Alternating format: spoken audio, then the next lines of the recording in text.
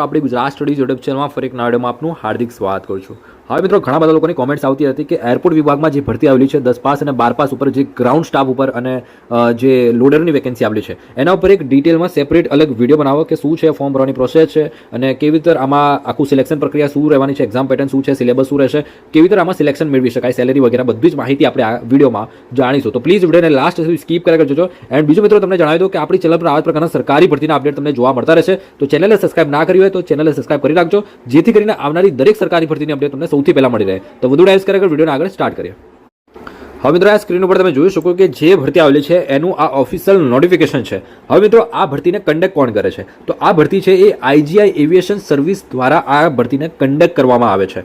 જેવી રીતે તમને ખ્યાલ હશે કે તમે ડેપ્યુટી કલેક્ટર બનવું હોય તો જીપીએસસી એક્ઝામ કન્ડક્ટ કરે છે, સેમ એ જ રીતે કે જો તમારે એરપોર્ટમાં ગ્રાઉન્ડ સ્ટાફ છે કે પછી વિવિધ અલગ અલગ જે પણ પોસ્ટ હોય છે એના માટે જે ભરતી કરતું હોય છે એક આઈજીઆઈ એવિએશન સર્વિસ છે અને એક બીજું છે એએઆઈ, ઓકે, એએઆઈ છે, પછી આઈ ક્લાસ છે, ઓકે, આવી તો વેરિયસ અલગ અલગ ભરતી બોર્ડ છે જેના દ્વારા ભરતી કન્ડક્ટ કરવામાં આવતી હોય છે। એડવર્ટાઇઝ નંબર તમે જોઈ શકો છો મિત્રો, અને બાકી અહીંયા આપણે જોઈ શકાય કે કઈ વેકેન્સી આવેલી છે। તો આ જે વેકેન્સીની વાત કરું તો એક એરપોર્ટ ગ્રાઉન્ડ સ્ટાફની વેકેન્સી છે અને એક છે લેડર્સ માટેની। લેડર માટે ફક્ત મેલ એટલે કે જે ફક્ત પુરુષ ઉમેદવાર હોય એ જ ફોર્મ ભરી શકશે, કેમ કે આમાં ફિઝિકલ વર્ક હોય છે મિત્રો, ઓકે। અને એરપોર્ટ ગ્રાઉન્ડ સ્ટાફ છે એમાં મેલ અને ફિમેલ બંને એપ્લાય કરી શકે છે। સેલેરી તમે જોઈ શકો કેટલી સેલેરી રહેશે, 25 થી 35,000 ગ્રાઉન્ડ સ્ટાફ માટે સેલેરી રહેશે। સૌથી વધારે વેકેન્સી ગ્રાઉન્ડ સ્ટાફમાં 1017 વેકેન્સી આવેલી છે। 12 પાસ અથવા તો એને ઉપરનું ગ્રેજ્યુએટ હોય તો પણ તમે ફોર્મ ભરી શકો। બેઝિકલી તમે 12 પાસ હોય ને, આર્ટ્સ બીકોમ ગમે તે રીતે તમે આનું ફોર્મ ભરી શકો, કોઈ પર્સન્ટેજનું બેરિયર નથી, ઓકે। ઉંમર કેટલી હોવી જોઈએ? 18 થી 30 વર્ષના કેન્ડિડેટ આના માટે ફોર્મ ભરી શકશે। લીડર માટે 20 થી 40 વર્ષના કેન્ડિડેટ હોય એ પણ ફોર્મ ભરી શકશે। લીડર માટે એટલે કે લોડર તરીકે આપણે ઓળખતા હોય છે એમાં 15 થી 25,000 આજુબાજુ તમને સેલેરી મળતી હોય છે અને એમાં લોડર માટે 429 વેકેન્સી આવેલી છે। હવે એલિજિબિલિટી ક્રાઇટેરિયાની વાત કરીએ તો મેં તમને કીધું એ પ્રમાણે કે 12 પાસ અને 10 પાસ માટે જે અલગ અલગ પોસ્ટ આવેલી છે એના માટે એપ્લાય કરી શકશે, ઓકે। અને જે આગળ વાત કરીએ કે કામ કઈ રીતનું હોય છે તો ગ્રાઉન્ડ સ્ટાફની વાત કરીએ કે ગ્રાઉન્ડ સ્ટાફમાં કેવું કામ હોય છે તો એટ ધ એરપોર્ટ એટલે કે એરપોર્ટ ઉપર તમારું પોસ્ટિંગ થશે। મેઇનલી પેસેન્જર ચેક ઇન એટલે કે પેસેન્જર જે પણ ફ્લાઇટમાં જવાના હોય એમને તમારે ચેક કરવાનું રહેશે। એરલાઇન ટિકિટ છે, રિઝર્વેશન છે, બોર્ડિંગ છે, પછી ઓલ ટર્મિનલ ફંક્શન જેટલા પણ ટર્મિનલની અંદર જે પણ ફંક્શન થતા હોય છે એ બધા જ તમારે એ ચેક ઇન કરવાના હોય છે, ઓકે।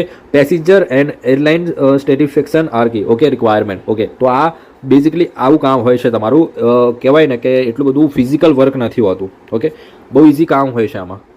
બીજું આમાં નેચર ઓફ એરપોર્ટ જે લેડર્સ હોય છે, લેડર એની શું કામ હોય છે તો મિત્રો જે પણ ફ્લાઇટ આવે છે અથવા જે પણ ફ્લાઇટ જવાની હોય છે એમાં જે કાર્ગો હોય, કાર્ગો એટલે કે જે પણ માલ સામાન હોય એને તમારે લોડિંગ કરવાનો, ઇન લોડિંગ કરવાનું, આ બધું કામ તમારે લોડરનું હોય છે। એટલે કે કાર્ગોમાંથી જે પણ માલ સામાન આવે એ ફ્લાઇટમાંથી ઉતારવાનો હોય છે અને ટ્રોલીમાં એને મૂકવાનો હોય છે અને પછી એ પ્રમાણેનું કામ હોય છે। એટલે જે પણ માલ સામાન છે એ ઊંચો કરીને મૂકવાનો, નીકાળવાનો, અંદર જે ફ્લાઇટ છે એમાં લોડ કરવાનો, બેઝિકલી આવું કામ હોય છે લોડિંગમાં, ઓકે।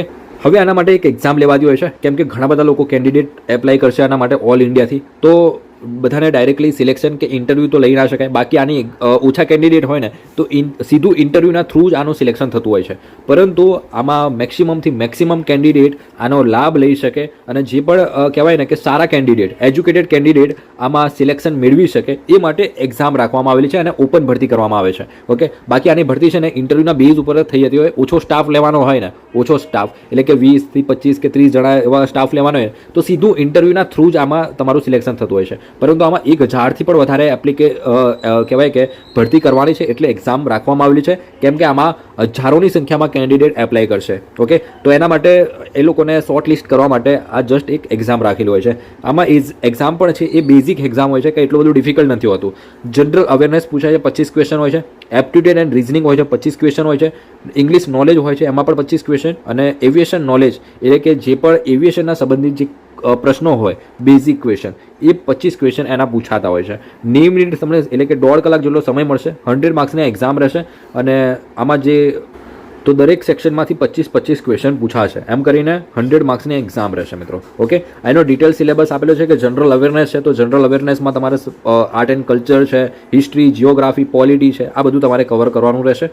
રિઝનિંગ છે, એમાં કોડિંગ, ડિકોડિંગ, એનાલોજી છે.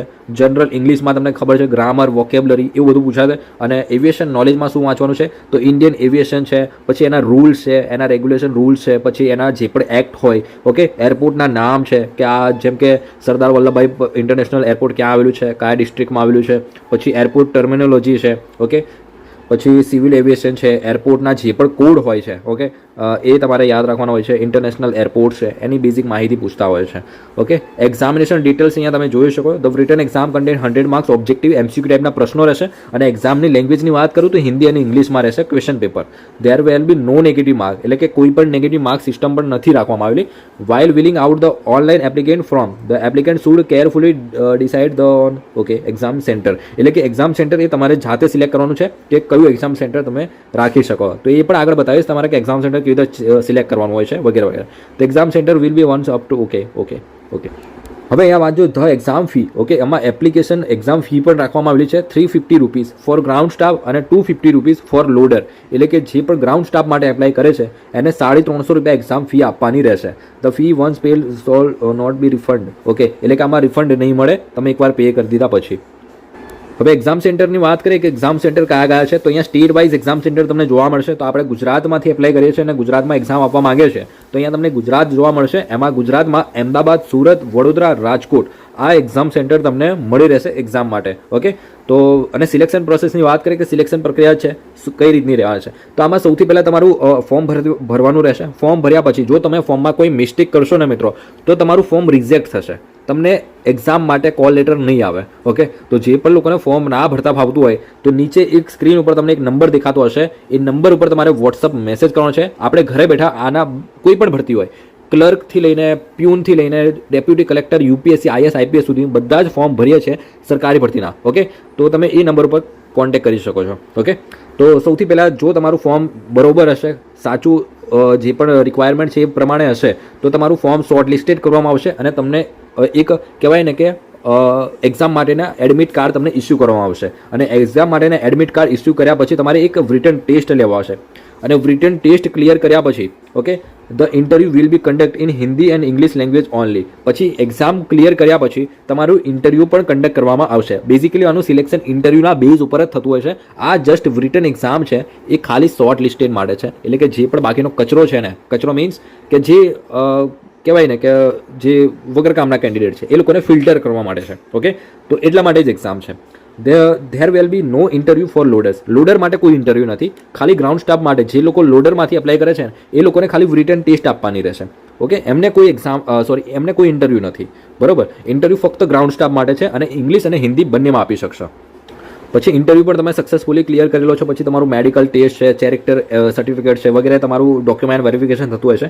ધ એક્ઝામનું વેટેજ છે એ 70% છે અને ઇન્ટરવ્યૂનું 30% વેટેજ રાખે છે. ઓકે, તો બંને તમારા માટે ઇમ્પોર્ટન્ટ છે. એક્ઝામમાં પણ સારા માર્ક્સ લાવવાના રહેશે. બાકી જે પણ જનરલ કન્ડિશન છે એ તમે સ્ટુડન્ટ એઝ અ સ્ટુડન્ટ તમે વાંચી શકો એ વિડીયોને પોઝ કરીને. ઓકે, બાકી જે પણ ઇમ્પોર્ટન્ટ છે મેં તમને સમજાવી દીધું છે. ઓકે, તો જે પણ કેન્ડિડેટ આના માટે ફોર્મ ભરવા માંગતા હોય નીચે કોમેન્ટ સેક્શનમાં નંબર આપેલો છે, એ નંબર ઉપર કોન્ટેક્ટ કરી શકો છો. ગ્રાઉન્ડ સ્ટાફ જેવી જે પોસ્ટ છે બહુ સારી પોસ્ટ છે, સેલેરી પણ ડિસેન્ટ સેલેરી છે. ઓકે, તો આના સિવાય પણ બીજા જે લાભ મળતા હોય છે ને, મેડિક્લેમ છે વગેરે વગેરે, એ પણ લાભ તમને મળતા હોય છે, ઇન્સેન્ટિવ છે વગેરે. ઓકે, લોડર્સમાં તો ખાસ કરીને ઇન્સેન્ટિવ છે, પછી રજાઓ હોલિડેનો પણ તમે ઓવર ટાઈમ કરો છો એના ઇન્સેન્ટિવ મળતા હોય છે. તો આ બધા ઘણા બધા લાભ મળતા હોય છે મિત્રો. ઓકે, તો જે લોકોને ખાસ કરીને જોબની જરૂર છે, રિક્વાયર્ડ છે, એ લોકો ફોર્મ ભરી શકે છે. નીચે નંબર આપેલો છે, વોટ્સઅપ મેસેજ કરજો, તમને ઘરે બેઠા કમ્પ્લીટ ફોર્મ ભરીને આપીશ. ઓકે, તો મળે મિત્રો નેક્સ્ટ વિડીયોમાં. આ વિડીયો પૂરતું એટલું જ. આના સિવાય તમને કોઈ ડાઉટ હોય, કોઈ પ્રશ્ન હોય તો કમેન્ટ સેક્શનમાં કોમેન્ટ કરીને પૂછી શકો છો. મળે નેક્સ્ટ વિડીયોમાં.